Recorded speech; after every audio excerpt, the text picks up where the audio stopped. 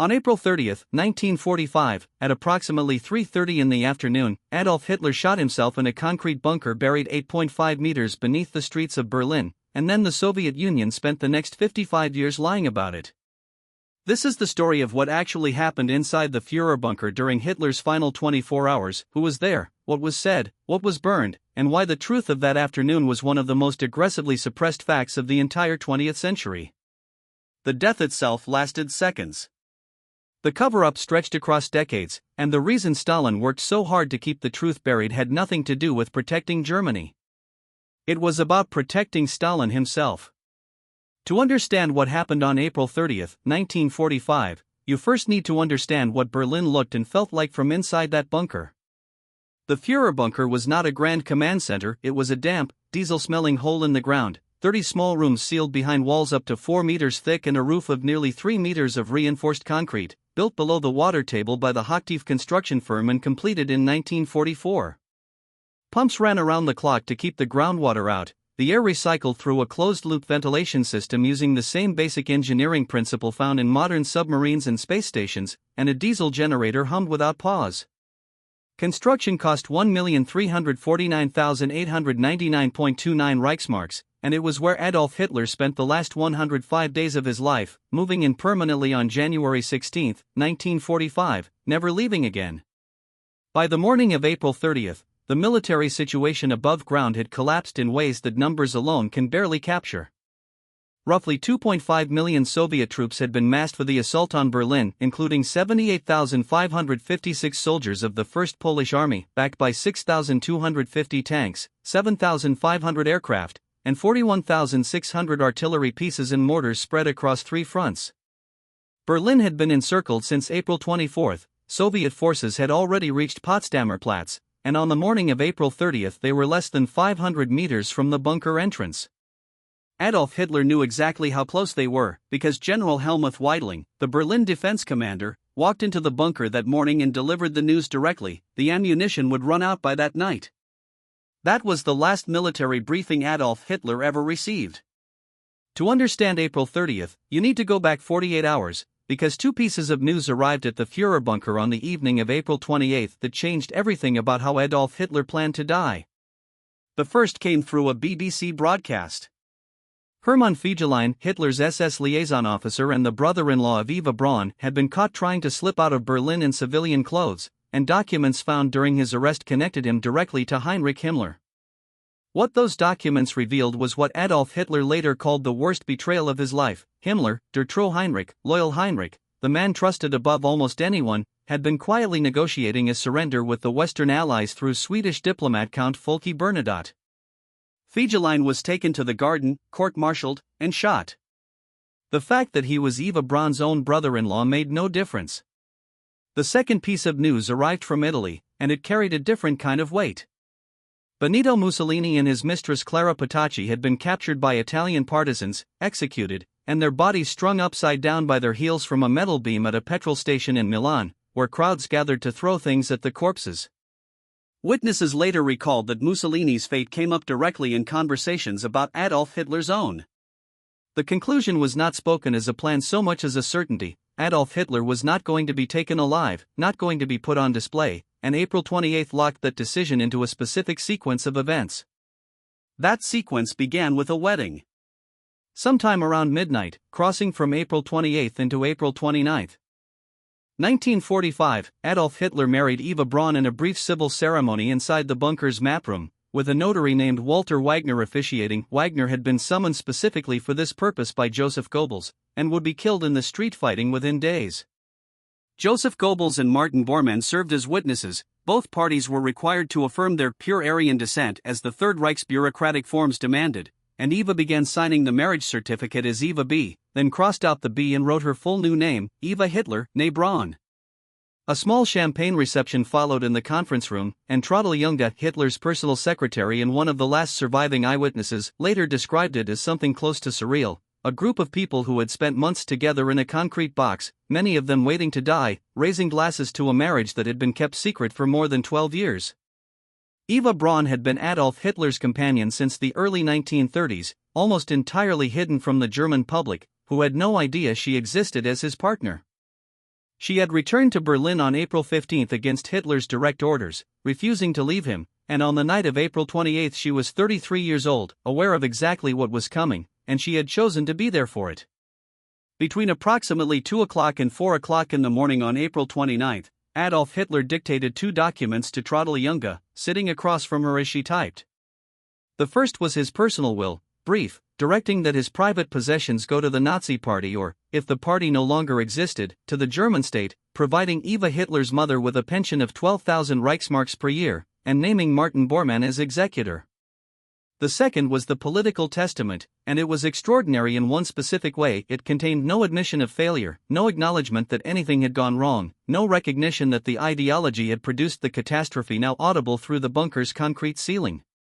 Adolf Hitler's final political statement blamed the war on international Jewry, expelled Hermann Göring and Heinrich Himmler from the party and stripped both of all offices as traitors, named Admiral Karl Donitz as the new Reich President and Joseph Goebbels as the new Reich Chancellor, and was signed at 4 o'clock in the morning with Goebbels, Bormann, General Wilhelm Burgdorf, and General Hans Krebs as witnesses.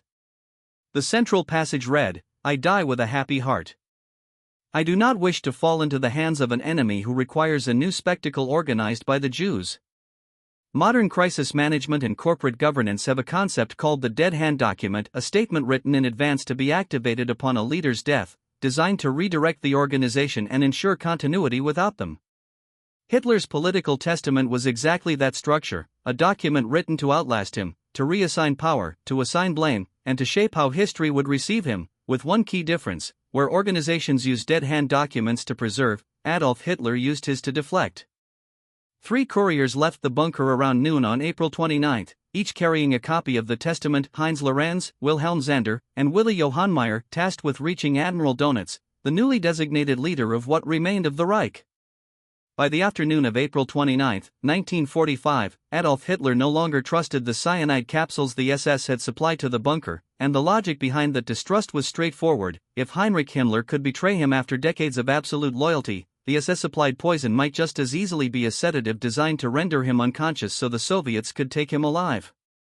The test subject was Blondie, Hitler's German Shepherd, a dog that multiple witnesses described as the creature Adolf Hitler showed more open affection toward than almost any human being in his life. Dr. Werner Hasse, Hitler's personal physician, administered the capsule, and Blondie died almost immediately. The cyanide was genuine, and dog handlers present later recalled that Adolf Hitler was visibly shaken by what he had just ordered. Blondie's puppies were also killed afterward, shot by one of the SS men on Hitler's staff. A man ordering the death of his dog to test the poison he planned to use on himself captures something about the final hours in the Führerbunker that purely military history never quite reaches. The bunker had become a place that operated outside ordinary human logic, where the usual coordinates of life, loyalty, safety, the protection of those close to you had all been turned inside out, replaced by a methodical, bureaucratic preparation for death that ran on the same procedural precision that had organized everything else. Around 1 o'clock in the morning on April 30, 1945, Field Marshal Wilhelm Keitel reported to the Führerbunker with the message Adolf Hitler had been resisting for days. The relief armies he had been counting on, Walther Wink's 12th Army, the 9th Army, were either encircled or on the defensive and not coming. Berlin's loss was now a mathematical certainty. Around 2:30 in the morning, Adolf Hitler came out into the corridor of the Führerbunker and stood before a group of at least 20 assembled staff members, secretaries, nurses, military aides, drivers, support personnel, moving along the line shaking hands and saying almost nothing. According to orderly Erwin Jakubek's interrogation testimony given after the war, Hitler told them he did not wish to deliver himself to the Russians, that he was going to end his life, and that he was releasing them from their oath of loyalty, advising them to try to reach the Americans or British but on no account to fall into Russian hands. Then Adolf Hitler walked back to his study. And here is what most tellings of this story get wrong. The popular image of the Führerbunker in its final hours, the one drawn from films and dramatizations, including the 2004 film Downfall, is one of hysteria, screaming, operatic collapse, ranting and raving with glasses falling off and veins bulging.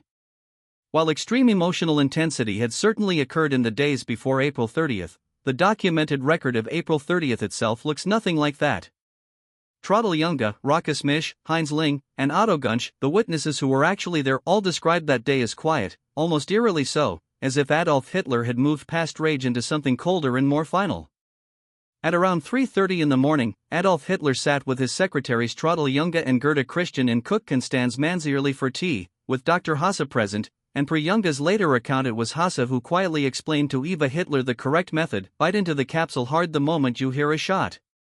That was how the night of April 29 into April 30 ended, tea and instructions on how to die. Eva Hitler spent the final hours of April 30 in a way that eyewitnesses consistently described as composed, almost orderly. A final letter went to her sister Gretel, another to her closest friend Herta Schneider, with the content later published by historian Anna Maria Sigmund. To Herta, Eva wrote, "Greetings to all my friends. I'm dying as I have lived. It's not difficult for me. You know that." To Traudl Junge she gave a silver fox fur coat as a parting gift, along with the keys to her Munich apartment and instructions about what to do with her clothes, and her goodbye was, "Please do try to get out. You may yet make your way through. And give Bavaria my love." These were not the actions of someone in panic. Every one of them, the letters, the coat, the keys, the instructions, belonged to someone who had accepted what was coming and organized her affairs accordingly. What the historical record cannot tell us is what passed between Adolf Hitler and Eva Hitler in private during those final hours.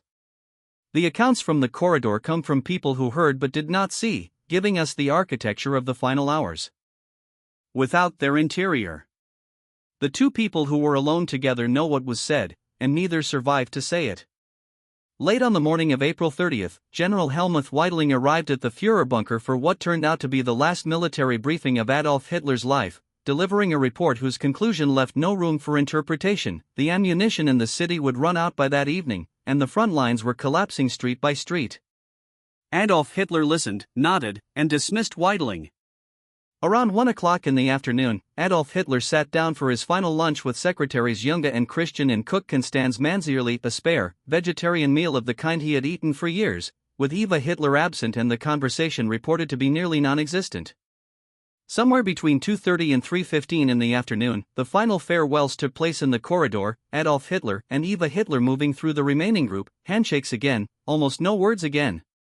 Rokas Misch, the bunker's telephone operator and bodyguard, widely described as the last surviving male witness of the final hours before his death in Berlin in September 2013 at the age of 96, was at his switchboard post and watched the procession. His description of Adolf Hitler in those final moments was that he seemed hollow, as though the person he had known was already somewhere else.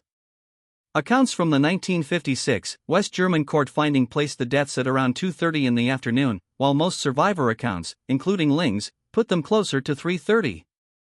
What every account agrees on is that Adolf Hitler and Eva Hitler entered his private study, the door closed, and that was the last anyone saw them alive. What followed was heard, not seen. Valet Heinz Ling and SS Adjutant Otto Gunsch positioned themselves in the corridor outside the study, and Ling later recalled the words Adolf Hitler had spoken directly to him: "Ling, I am going to shoot myself now. You know what you have to do." Rokas Misch, at his switchboard nearby, described the moment this way: "We heard no shot, we heard nothing, but one of those who was in the hallway said, 'Ling, I think it's done.'" The door was opened, and what Ling and Gunsch found was Adolf Hitler slumped on the sofa with a self-inflicted gunshot wound to the right temple, his 7.65mm Walther pistol on the floor at his feet, and Eva Hitler beside him on the sofa with her legs drawn up underneath her, her shoes placed neatly on the floor, eyes open, lips bluish from cyanide. And this is where the historical debate begins, because it matters more than it might appear. For decades, Soviet accounts pushed the version in which Adolf Hitler died by cyanide, while Western accounts consistently described the gunshot to the right temple as the primary cause, and the disagreement was not simply factual, it was political. A gunshot to the temple carries a certain cultural weight in the framework of 1945 military values, particularly German ones. Cyanide alone reads as something more desperate. Stalin had clear reasons to want the world to believe Adolf Hitler had died like a cornered animal rather than a soldier. The most reliable forensic answer came in 2018, when French pathologist Philippe Charlier's team examined the teeth retained in Russian archives and published their findings in the European Journal of Internal Medicine: bluish deposits on the teeth consistent with cyanide, dental records that matched beyond doubt, and a conclusion Charlier put to the AFP plainly: "The teeth are authentic, there is no possible doubt." Our study proves that Hitler died in 1945, with the method being in all probability both meaning cyanide and gunshot taken simultaneously or nearly so. Gunshot testimony noted that Eva Hitler carried the smell of bitter almonds, the signature of cyanide, but Adolf Hitler did not, and the absence of gunpowder on the teeth was consistent with a shot to the temple or forehead rather than to the mouth. The consensus among historians: gunshot to the right temple was the primary cause of death, with cyanide almost certainly taken at the same time, and the exact sequence is not and probably cannot be established with certainty because no one was in the room. Within minutes of finding the bodies, the orders Adolf Hitler had given were carried out. Otto Gunsch phoned chauffeur Erich Kempka and demanded 200 liters of petrol immediately, which arrived in jerrycans and was carried up into the garden of the Reich Chancellery above the bunker by Ling, Gunsch, Bormann, and Kempka while Soviet artillery fire came down on the garden. The bodies were placed in a shallow depression in the ground, doused with an estimated 180 to 200 liters of petrol, and set alight with a petrol-soaked rag, with Goebbels, per Junge's account, supplying the matches from the bunker exit, arm raised in a final salute. Guard Hermann Karnow later described the fire burning intensely before diminishing, the remains collapsing when he touched them with his foot. The cremation was incomplete because artillery fire and a fierce wind made a sustained burn impossible, leaving behind charred bone fragments, recognizable teeth, and jaw sections, with SS men Ewald Lindloff and Hans Reiser tasked with burying what was left. At the same moment those bodies burned in that garden, Soviet troops were fighting room by room through the Reichstag less than 500 meters away, the Battle of Berlin having cost the Soviet Union roughly 81,116 dead and approximately 280,251 additional wounded or sick since it opened on April 16, with German military dead estimated between 92,000 and 100,000, approximately 125,000 civilians dead, and around 480,000 German soldiers taken prisoner. The burning of two bodies in a garden was the event around which all of that was happening.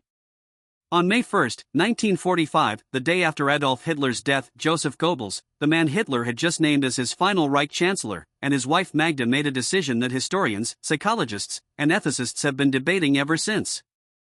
They killed their 6 children.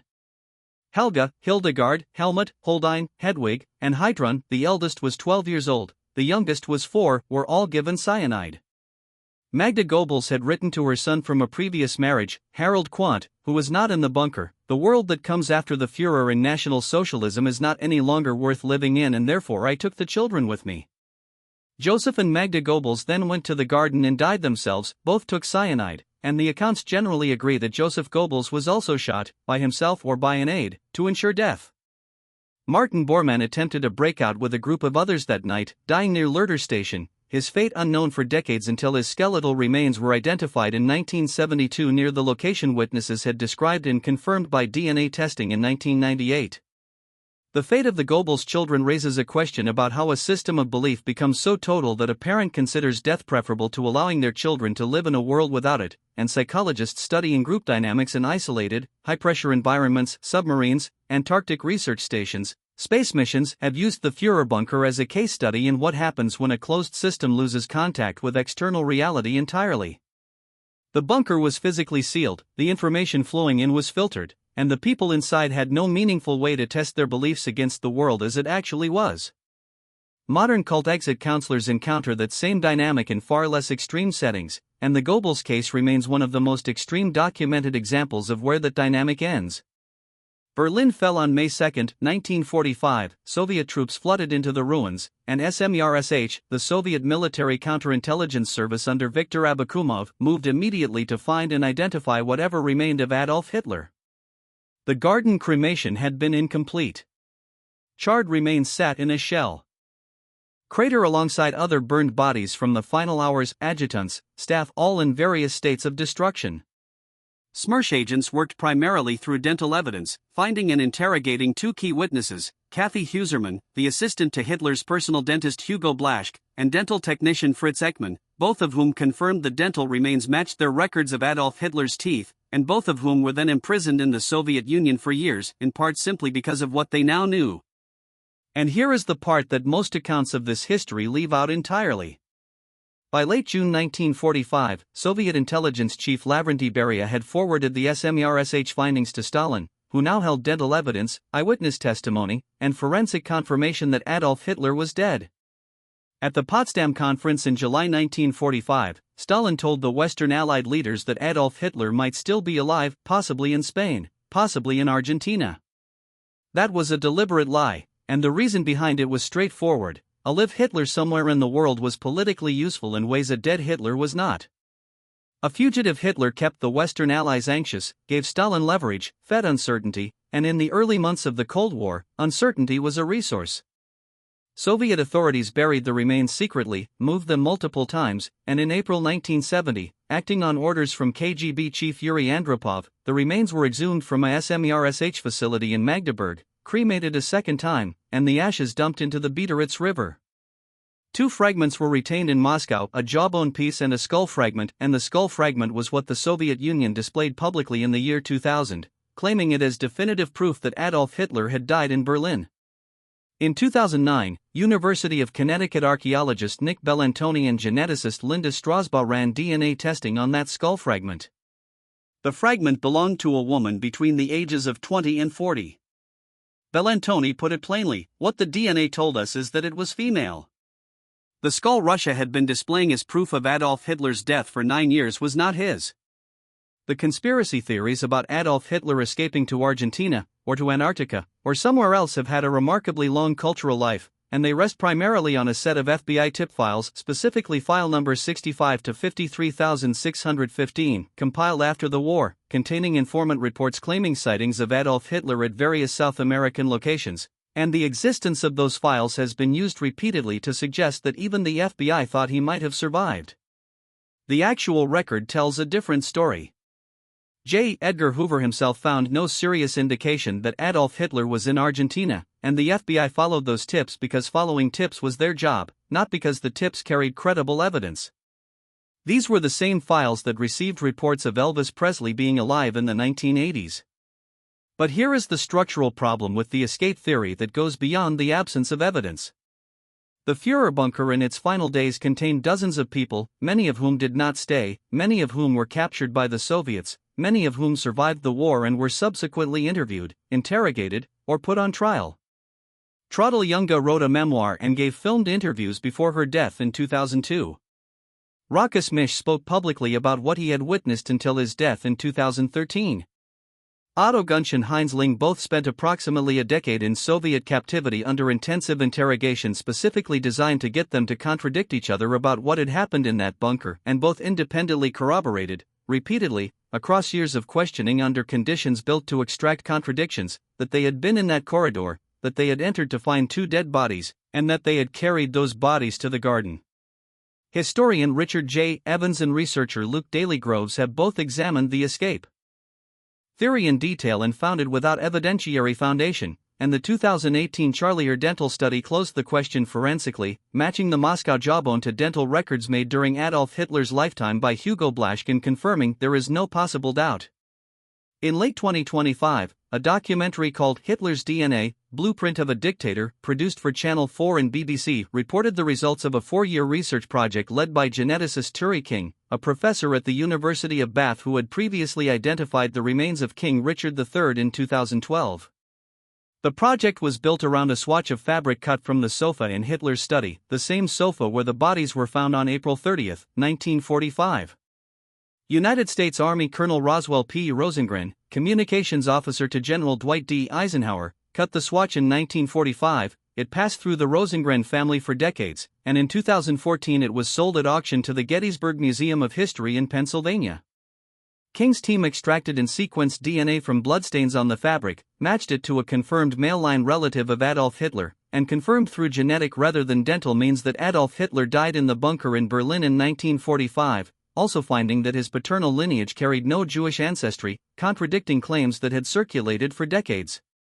The research had not, as of the documentary's release, appeared in a peer-reviewed scientific journal, and the medical claims in the documentary, including a reported PROK2 gene mutation linked to Kallmann syndrome and congenital hypogonadotropic hypogonadism, conditions that in boys can delay puberty and cause undescended testicles, should be treated as preliminary until independently reviewed. The core finding, confirming death in Berlin, aligns with every other established piece of evidence and should be taken seriously. The medical claims require further scientific scrutiny before being treated as settled. The people who were inside the Führerbunker on April 30, 1945 went in very different directions afterward, and almost none of those directions were easy. Trottel Junge, the secretary who typed Hitler's final testaments in the early hours of April 29, escaped from Berlin with other bunker staff on the night of May 1, was captured by the Soviets, released, and eventually reached Munich, spending years in relative obscurity, reportedly haunted by her role in the Nazi apparatus, however minor it had been. "I felt great guilt for liking the greatest criminal ever to have lived," she said in her later years, and the memoir she wrote, Until the Final Hour, appeared in 2002, the same year she died in Munich, the same year the film Downfall began production using that memoir as a primary source. Otto Gunsch, Hitler's SS adjutant, who had stood in the corridor and overseen the burning of the bodies, was captured by the Soviets, subjected to intensive interrogation, and spent approximately 10 years in Soviet captivity before being released in 1956, returning to West Germany and largely staying out of public view until his death in 2003. Heinz Ling, the valet who entered the study first, who had received Hitler's final personal instructions, was also taken by the Soviets and held for approximately a decade, released in 1955, and wrote a memoir called With Hitler to the End that appeared in 1980, the same year he died. Rokas Mish, the switchboard operator and bodyguard, spent 9 years in Soviet captivity before his release in 1954, became the most publicly active of the surviving witnesses over the following decades, and died in Berlin in September 2013 at the age of 96, widely described as the last surviving male witness of the final hours. Nurse Johanna Ruff, also present in the bunker during those final days, was later identified as the last person to have been in the Führerbunker still alive, and she died in 2023. A West German court formally declared Adolf Hitler dead in 1956, after hearing testimony from 42 witnesses. What the witness pool collectively produced is worth understanding as a structure, not just a collection of individual stories.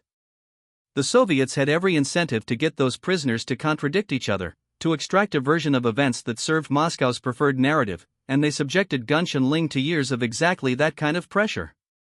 What they got, repeatedly, was the same basic account: a gunshot heard or not heard, 2 bodies in the study, a burning in the garden.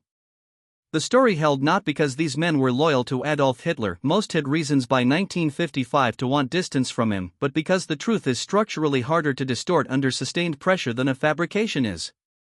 The political testament Adolf Hitler dictated on the morning of April 29, 1945 is worth examining not just as a historical document but as a psychological one, because it tells us something about the man that military history tends to move past too quickly. Signed at 4 o'clock in the morning in a bunker surrounded on all sides, the document contained no admission of failure, no acknowledgement that the war had been lost or that the strategy had been wrong or that the ideology had produced the catastrophe now audible overhead. Written as though Adolf Hitler were still in power, it dismissed Göring, dismissed Himmler, appointed a new government, named new ministers, ordered the new leadership to continue the struggle, and attributed the entire war causes, conduct, and consequences to international jury. The passage that most clearly exposes this psychology was Hitler's response to the charge that Germany had wanted the war. "It is untrue that I or anybody else in Germany wanted war in 1939. It was desired and instigated exclusively by those international statesmen who were either of Jewish descent or worked for Jewish interests." That was his final statement to history, not regret, not reflection, but restatement. Modern psychology and behavioral economics have a term for what the testament demonstrates: identity protective cognition, the finding from multiple studies that when a belief is central to a person's sense of identity, confronting it with contradictory evidence does not produce a revision of the belief but a doubling down, with the evidence processed not as information but as an attack, and the response being to defend the identity more aggressively rather than update it. The research on that phenomenon comes from social psychology labs and studies of political polarization and has nothing specifically to do with Adolf Hitler, but the political testament of April 29, 1945, written 48 hours before death and surrounded by the ruins of everything, reads like a textbook case. The man who signed it was not capable of updating his beliefs in the face of the evidence, not because he lacked intelligence, but because his beliefs were his identity, and revising them would have meant something more threatening than defeat. It would have meant being wrong about everything. One element of April 30, 1945 that tends to get lost behind the focus on the deaths themselves is what happened to the documents. Throughout the days before April 30, and continuing on April 30 itself, a systematic destruction of personal records was carried out in and around the Führerbunker.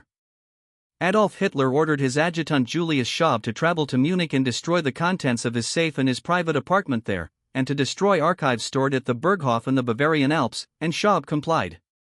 On the morning of April 30th, inside the bunker, Heinz Ling burned the papers on Hitler's desk, and the blood-stained rug from the study was burned after the bodies were removed. Across the broader apparatus of the Reich, files, personnel records, and correspondence had been burning for weeks, with what survived doing so either through incomplete destruction, Allied intelligence units racing to reach archives before they could be torched, or Soviet seizure of materials from Berlin and the Reich's eastern territories. The result is a historical record of the Führerbunker's final hours with genuine gaps in it. The structure of what happened is established, the timeline and outline is established, but a complete documentary record does not exist because a significant portion of it was reduced to ash. And this is exactly why the forensic work of 2018 and 2025 carries the weight it does. When documents are destroyed, what remains is material evidence: teeth, bone, DNA, sofa fabric, and the people who burned those papers and that rug believed they were eliminating the record. What they could not eliminate was the biology, the teeth in the Moscow archive, and the blood on a sofa swatch now held at the Gettysburg Museum of History in Pennsylvania. Material evidence survives in ways that documents do not. After the battle ended, the Führerbunker passed into the administrative control of Soviet-occupied East Berlin, with parts of it sealed, flooded, and partially demolished in the years that followed, and additional portions buried under the construction projects of the German Democratic Republic. After German reunification in 1990, the site became the subject of real debate about how and whether to do anything with it. A partial archaeological excavation in the 1990s documented what remained of the structure, and today a modest information plaque near the former Reich Chancellery marks the location, showing the bunker's layout in a diagram. No museum exists there. No reconstruction has been built. Berlin made a deliberate choice: no spectacle, no attraction, a plaque and a diagram and the ground above it, which is in place as a parking area. The absence of commemoration was itself a kind of statement: the Führerbunker does not need to be a destination, and the history it contains does not require a monument in order to be understood. At 9:30 in the evening on May 1, 1945, roughly 30 hours after the deaths, Hamburg radio interrupted its programming with a solemn announcement. Adolf Hitler had fallen at his command post in the Reich Chancellery, fighting to the last breath against Bolshevism. That was a fabrication, constructed for the German public in the Reich's final hours. Adolf Hitler had not fallen in combat. He had shot himself on a sofa. Eva Hitler had taken cyanide beside him, and the bodies had been burned in a garden.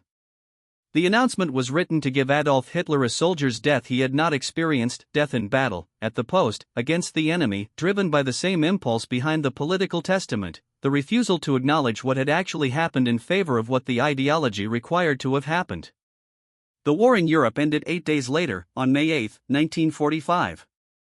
8 decades of historical research, forensic science, and testimony have produced a high degree of certainty about the basic facts of April 30, 1945, and it is worth being precise about where that certainty ends. The exact minute of death is not established. The 1956 West German court finding, drawing on 42 witness testimonies, placed the deaths at around 2:30 in the afternoon, while the majority of survivor accounts, including Ling's, placed them closer to 3:30. A discrepancy that is not historically significant but is a reminder that even carefully documented events produce contradictory recollections. The exact sequence of cyanide and gunshot cannot be established because no one was present when it happened, and the forensic evidence, the absence of gunpowder on the teeth, the position of the body, is consistent with a self-inflicted gunshot to the temple and cyanide taken simultaneously or just prior, but the precise order is not and likely cannot ever be settled. What Adolf Hitler and Eva Hitler said to each other in private on April 30 is unknown, none of it witnessed, all of it inference. History, particularly the history of events this extreme, reaches us through a series of filters: eyewitness testimony filtered through memory and trauma, documents filtered through what survived the burning, official accounts filtered through the political interests of those who produced them, and forensic evidence filtered through what materials remained intact and what tests existed at the time.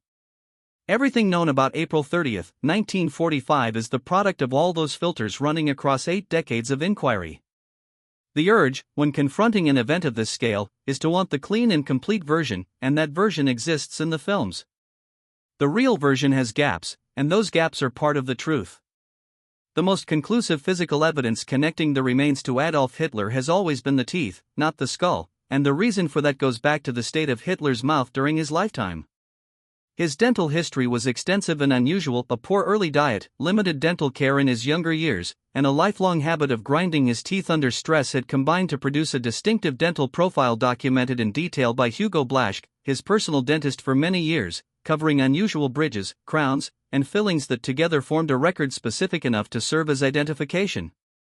In May 1945, Smersh investigators produced a dental chart of the remains found in the garden, matched it against the records provided by Kathy Huserman and Fritz Ekman, and the match was unambiguous. The forensic dental identification was made by the Soviets themselves in May 1945, and both Huserman and Ekman were promptly arrested and imprisoned, which served Stalin's purpose neatly. The people who had confirmed the identification were now in Soviet custody and unavailable to confirm it publicly to anyone else.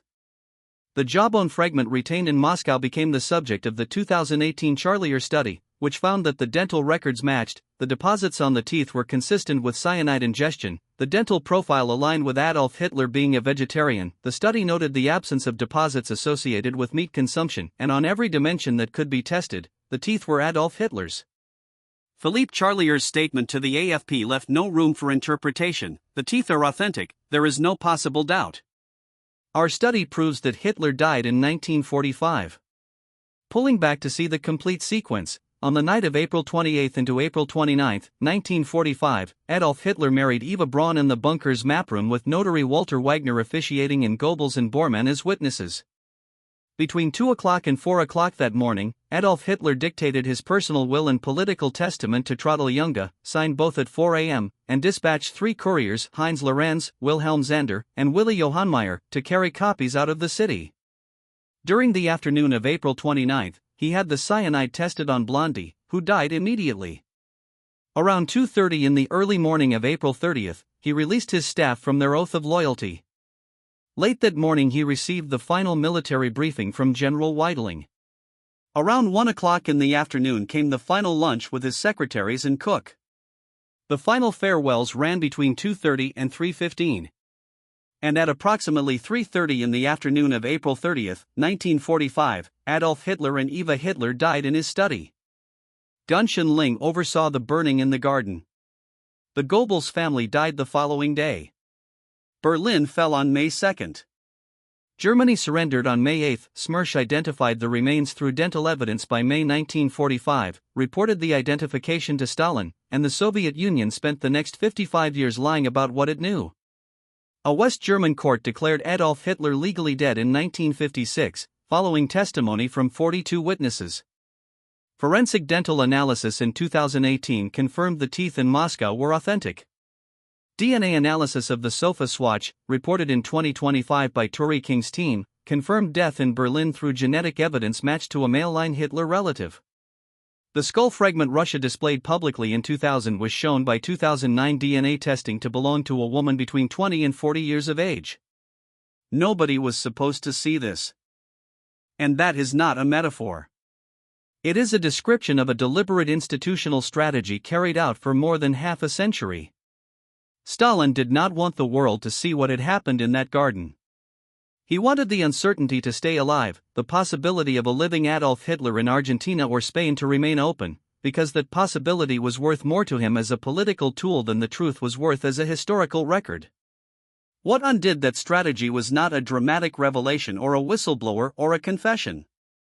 It was teeth, the bridges and crowns and fillings Hugo Blaschke had placed in Adolf Hitler's mouth across years of dental visits, surviving the garden fire, surviving Soviet storage, surviving 73 years until a French pathologist named Philippe Charlier was given access to a box in Moscow and confirmed, with forensic certainty, what had been known since May 1945. The cover-up failed not because someone exposed it, but because the material evidence outlasted the people who wanted to bury it.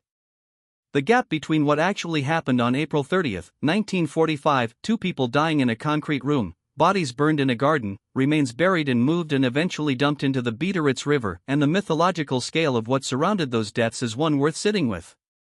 The human beings inside that bunker, the secretaries, the doctors, the bodyguards, the cooks, were ordinary people caught inside an extraordinary catastrophe. Traudl Junge typed the final testaments. Raka Smish ran the switchboard. Constans Manzierli made the final lunch. None of them were ideological architects, just people who had, for various reasons and with varying degrees of awareness, ended up in a specific room at a specific moment in history and now had to live with what they had seen. Their accounts, contradictory in small details and consistent in large ones, are what we have. The death itself was not dramatic in the way the preceding years were dramatic. Witnesses described April 30th as quiet, a closed door, a sound some heard and some did not, the smell of bitter almonds, 2 bodies on a sofa. What followed, the burning, the burial, the lies at Potsdam, the interrogated witnesses, the 2009 DNA test, the 2018 French study, the 2025 sofa swatch is the story of an institution trying to control the meaning of an event it had not controlled. The teeth held. The blood held.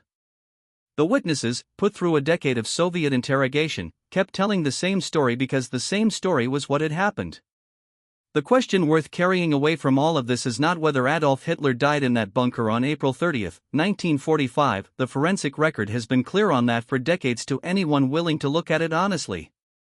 The question worth carrying is this: when the most powerful government on earth, holding the forensic evidence and the witnesses, chose to lie about what it knew, what does that tell us about how institutions handle truths they find inconvenient, and how long a truth can survive being deliberately buried? 80 years later, the answer is still coming in.